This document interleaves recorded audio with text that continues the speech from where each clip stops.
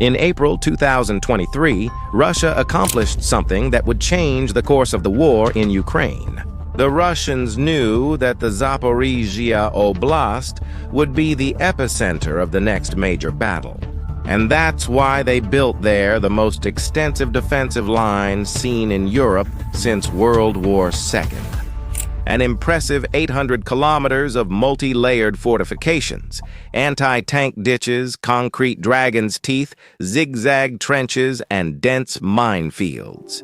It was called the Surovikin Line, named after the Russian general who designed it. At the time, Western military analysts doubted the effectiveness of these old defenses against modern NATO equipment. But in June of that same year, when Ukraine launched its counteroffensive with German Leopard tanks and American Bradley vehicles, the unthinkable happened. The Russian defenses managed to stop everything. It took months of brutal fighting for the Ukrainians to break through. Only the first line, the Surovikin Line, had proven that. Well-built fortifications still work today. However, now, in 2025, NATO is doing something extraordinary and, at the very least, ironic.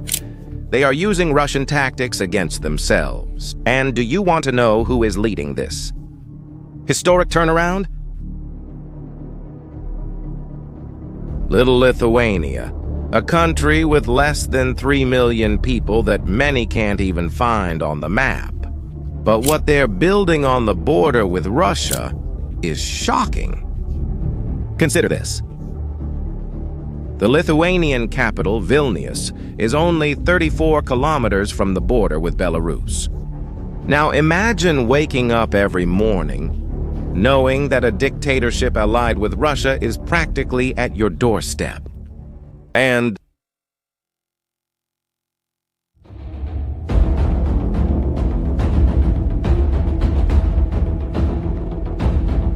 this dangerous proximity became even more threatening after the invasion of Ukraine. For decades, Western analysts warned that Russia had plans to invade the Baltic countries. Many treated this as just a theory. But after February 2022, it became an imminent reality. But after all, why are the Baltic countries like Lithuania so vulnerable?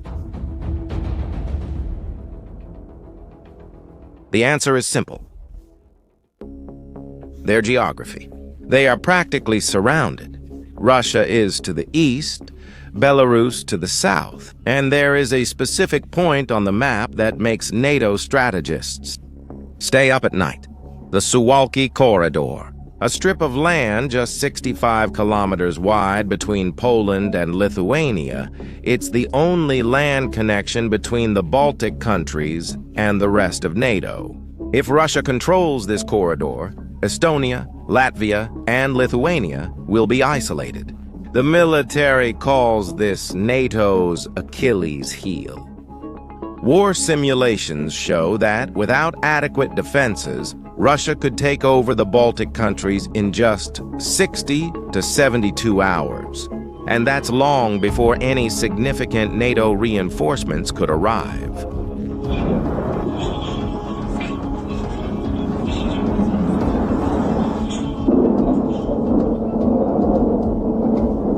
That's when the Lithuanians had a brilliant and ironic idea.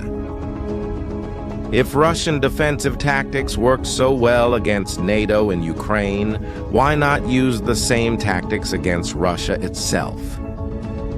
The Lithuanian Minister of Defense, Dovydas Sakalyain, announced in August 2025 the country's most ambitious defense project, a 50-kilometer deep defensive belt along the entire border with Russia and Belarus. But this isn't just any project. It's an almost exact copy of the Surovikin Line that we showed you before, only adapted to Lithuanian geography. There are 3 defensive layers, each with its own specific function. The first layer starts right at the border and extends for 5 kilometers. It's the zone where they try to stop the enemy right away. 6-meter-wide anti-tank ditches prevent tanks from passing. Right behind them, dense rows of concrete dragon's teeth. Between them, extensive minefields, with mines that explode when tanks or soldiers step on them.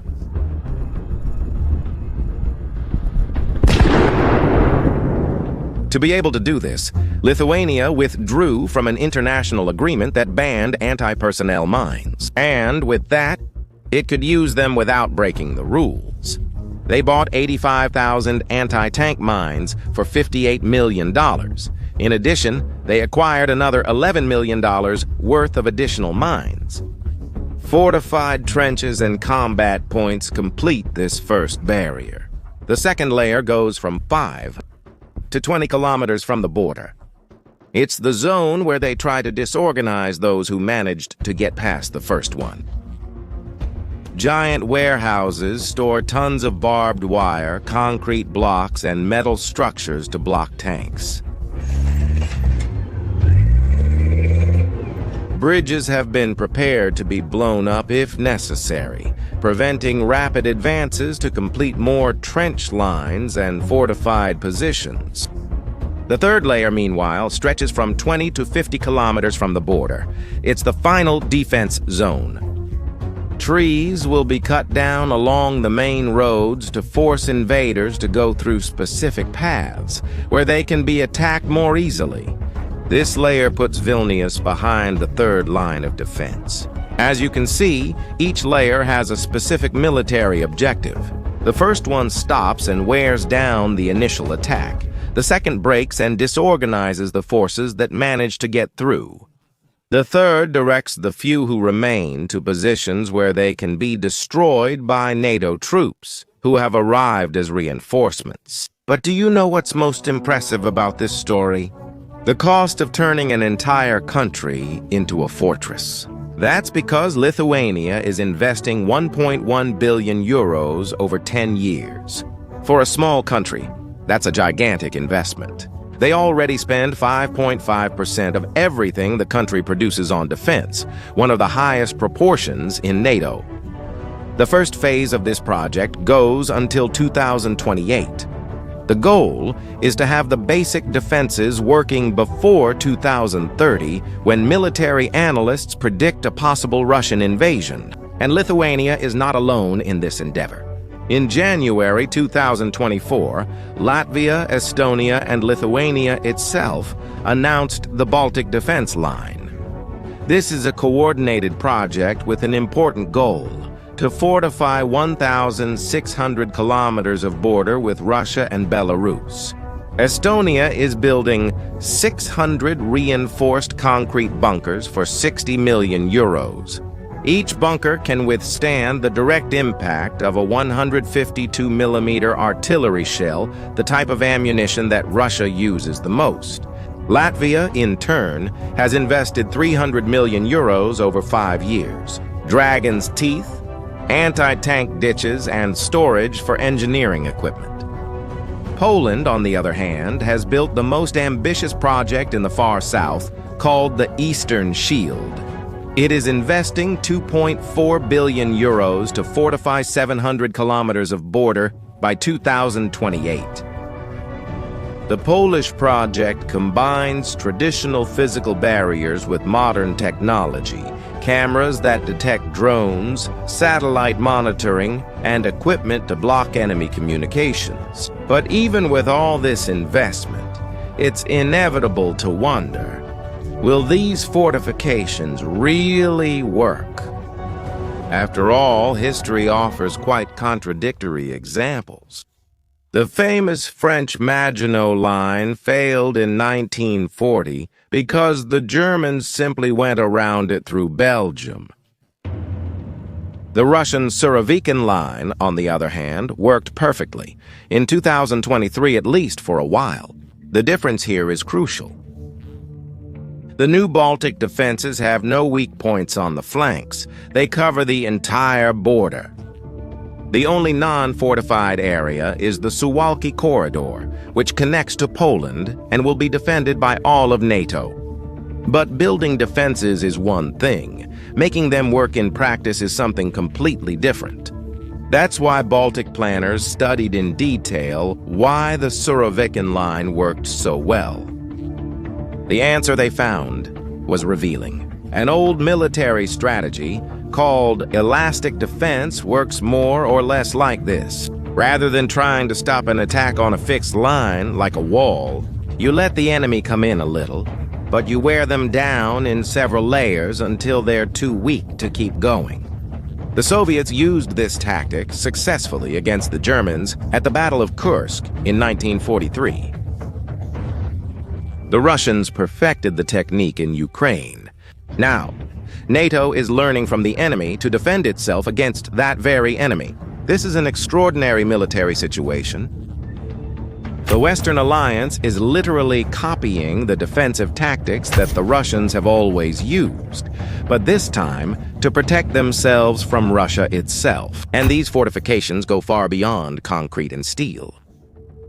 They represent a complete change in the way NATO defends itself. Before, NATO used a strategy called forward presence. It works like this. You place small groups of soldiers on the border. If the enemy attacks these groups, it automatically means war against all of NATO. It was like a human alarm. The problem with this strategy is that it accepts that territory can be temporarily lost and then retaken.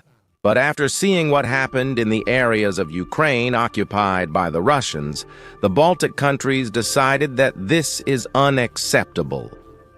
The new strategy is called forward defense. It means defending every inch of territory from the very first moment of the attack, not letting the enemy in even a single meter. The German general, who will command the new troops in Lithuania, explained it simply. The goal is not necessarily to stop an invasion at the border, but to turn what would be a quick 60-hour attack into a slow and bloody 60-day war. And that's enough time for NATO to send all its forces to help. By the way, speaking of reinforcements, some are already on their way. 5,000 highly trained German soldiers will be stationed permanently in Lithuania until 2027. Germany, in this case, is willing to make commitments.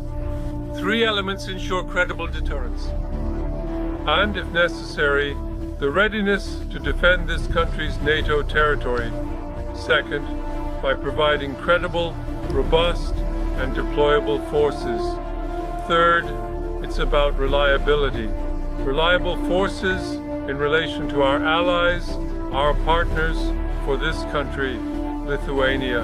And look, they're not just there to show political support. They're there because Lithuania really needs them.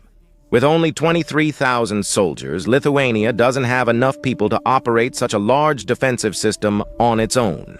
On the other side of the border, Belarus has 65,000 active soldiers and 350,000 reservists. Russia keeps different troop levels in the Western Military District and Kaliningrad.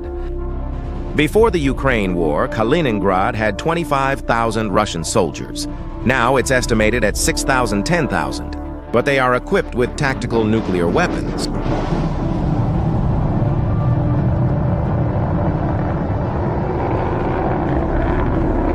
And the new Oreshnik hypersonic missiles. These missiles pose a specific problem for fixed defenses. They fly at more than 10 times the speed of sound and can evade air defense systems. Placed in Belarus, they can hit command centers, ammunition depots, and troop concentrations that are essential for the defensive lines. That's why fortifications are only part of the strategy. Lithuania ordered 44 Leopard 2 tanks from Germany, the most advanced in the world. In addition, 7 million Israeli anti-tank missiles.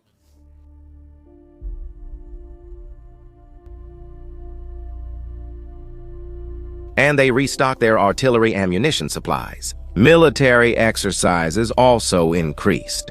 In August 2025, Lithuania conducted the Fierce Wolf exercise. Along the Belarusian border, 350 soldiers and 50 pieces of military equipment practiced how to defend areas where civilians are present. And while the soldiers train, the machines are also at work. Physical construction has already begun. 27 equipment depots have been built. Stocks of barbed wire, concrete blocks, and anti-tank structures are waiting in the warehouses. The first anti-tank ditches are being dug. Now, I have to say, it's undeniable that these fortifications completely change the nature of the threat. Before, if Russia attacked a small group of NATO soldiers, it could be presented as a misunderstanding or an accident. But now, to get through these defenses, Russia needs to launch a massive and coordinated military attack. And to overcome these lines, an invader can't make a small provocation. They need to mount a massive military operation with tanks, artillery, planes, and thousands of soldiers. This kind of operation can't be denied or presented as a misunderstanding. It's a clear and total invasion. The fortifications eliminate any political doubt. They make the decision to invoke Article 5 of NATO, which says that an attack on one member is an attack on all, faster and more automatic. They increase the credibility of the threat of response by eliminating room for interpretation. If these defenses work as planned, they won't need to be tested. The goal is to discourage, not to destroy. To convince Russia that any attack would not result in a quick victory, but rather in a long and bloody war against all of NATO. Now the race is against time. Analysts predict that the period of greatest danger will be between 2029 and 2030. And when that moment comes, all indications are that the Lithuanian defenses will be ready. The German troops will be fully operational. The Baltic defense line, well, it will be complete.